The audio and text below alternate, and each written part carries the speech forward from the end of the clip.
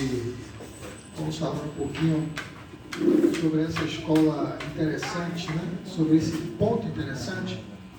E o que me chama a atenção, eu estava me perguntando o que tem de interessante nesse enredo do rei Acasias.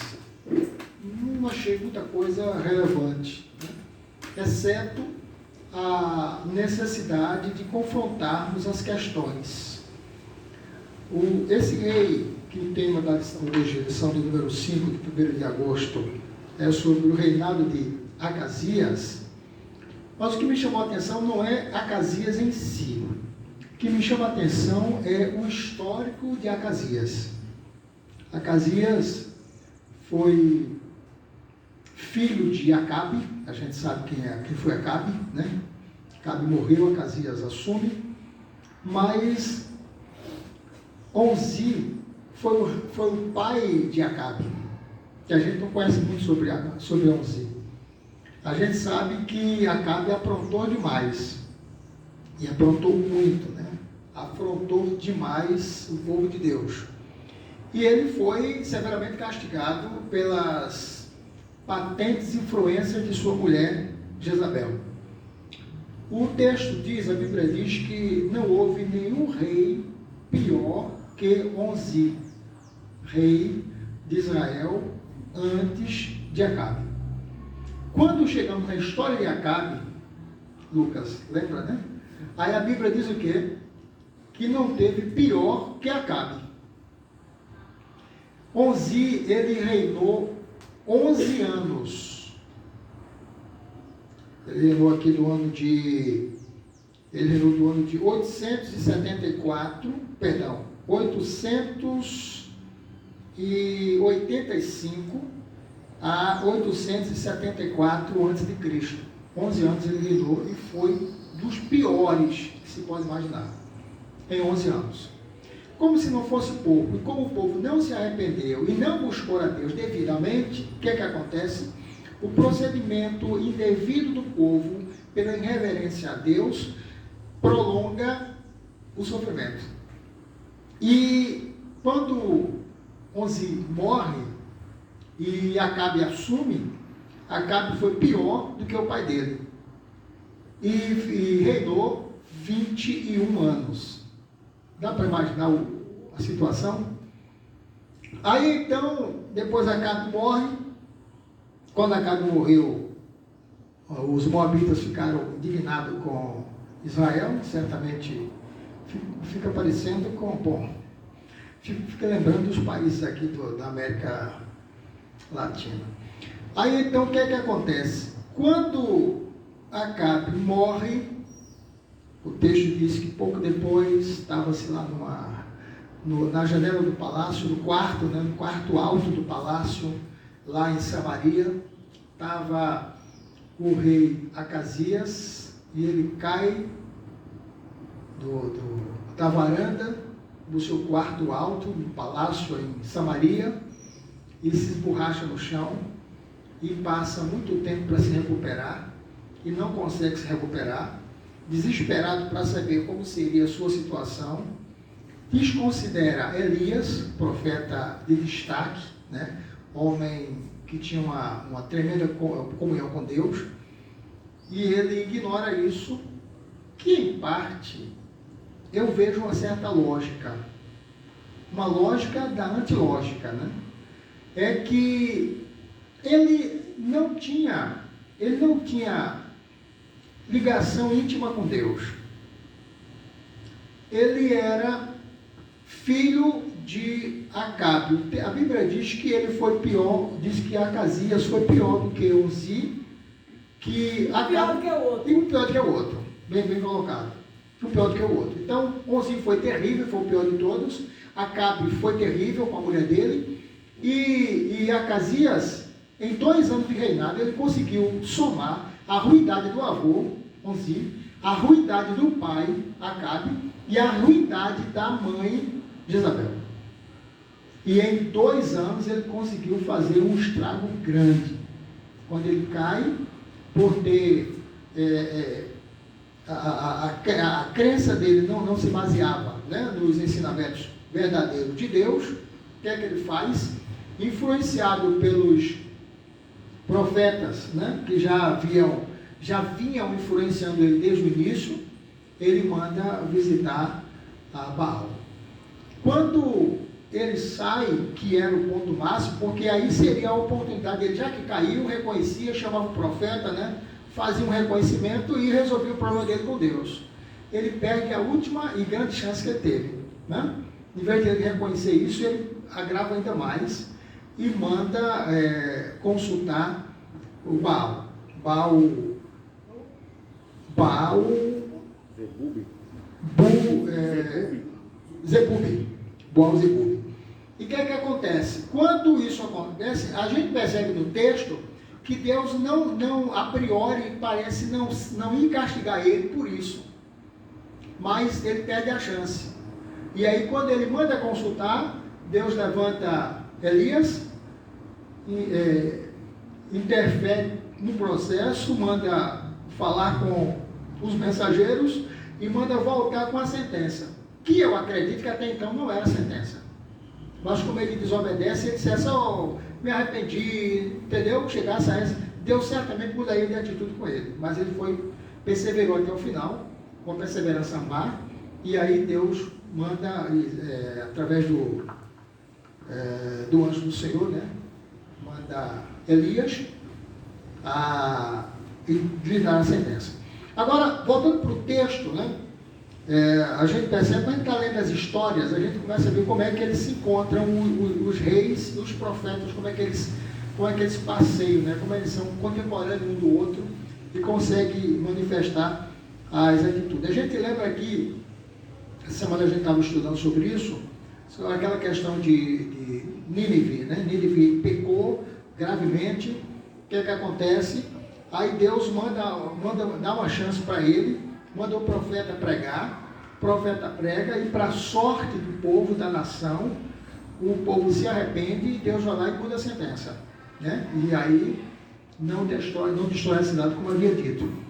E isso depois daí, durou 150 anos.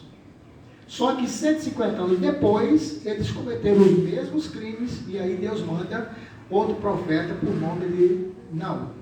E Naum vai fazer a segunda parte que fez o profeta Jonas. Então a gente observa que Deus sempre ele tem um cuidado e dá uma oportunidade para recomeço, né? Agora as pessoas que não percebem terminam falhando. Então, voltando depois dessa expressão preliminar, nós voltamos para a questão do reinado de Acasias. Assume por dois anos, gera um prejuízo extraordinário. O Salmo de número 7, verso 9, diz que ele é trazido como texto áureo, e ele diz que quando ele nos dá uma devida percepção de que Deus ele é muito severo, mas ele é compassivo, ele consegue nos abençoar cada vez nós nos arrependemos. Então o Salmo diz aqui, tenha já fim a malícia dos ímpios,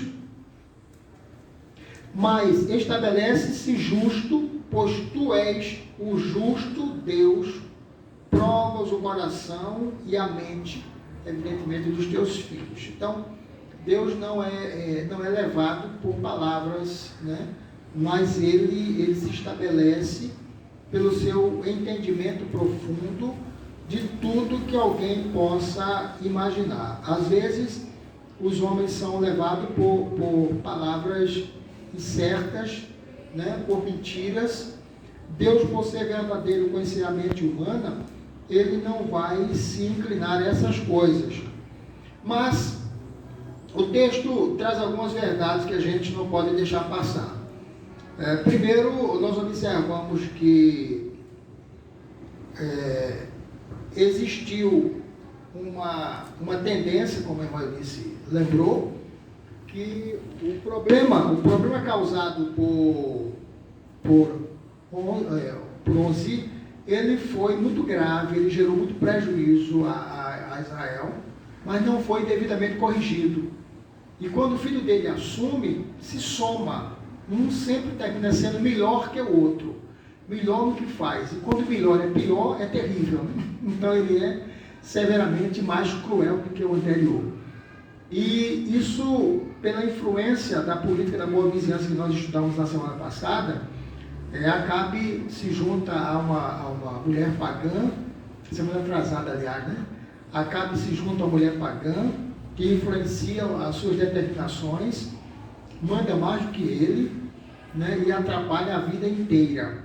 Nós observamos que ela influenciava o emocional, né?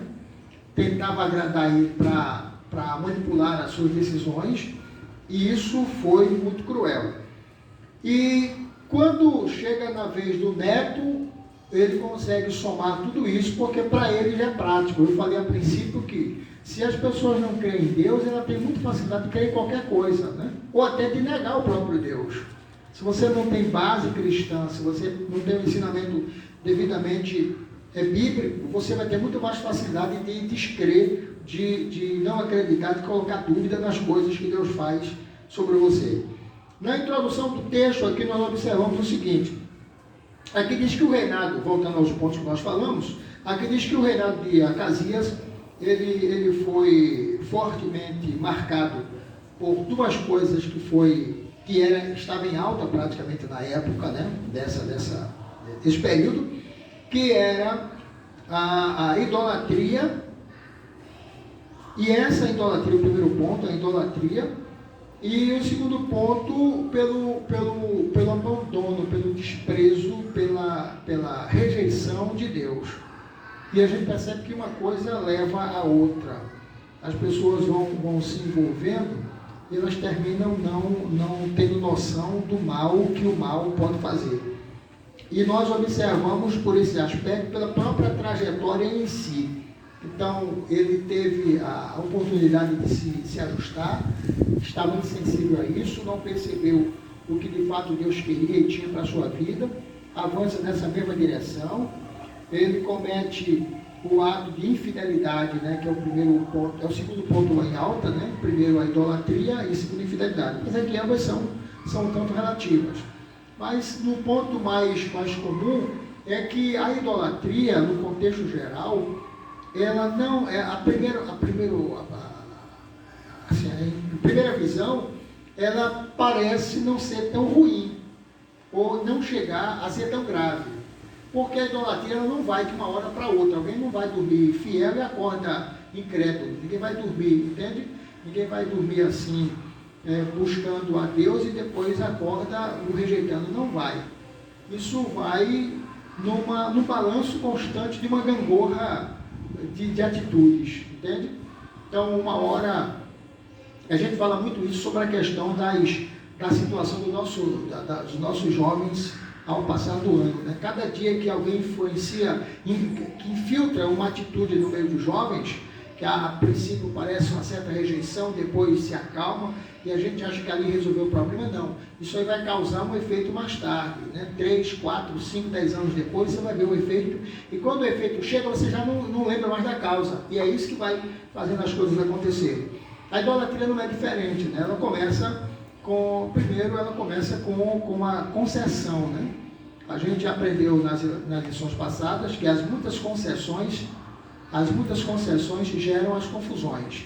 Então, você começa a abrir mão, você começa a ter um olhar diferente, você começa a ser menos criterioso, você começa a ser menos exigente, e aí você vai cedendo o critério, baixando os parâmetros, e quando chega uma hora que está praticamente quase a mesma coisa, e daqui a pouco você começa a ter dificuldade de discernir o que de fato é bom, o que de fato é ruim.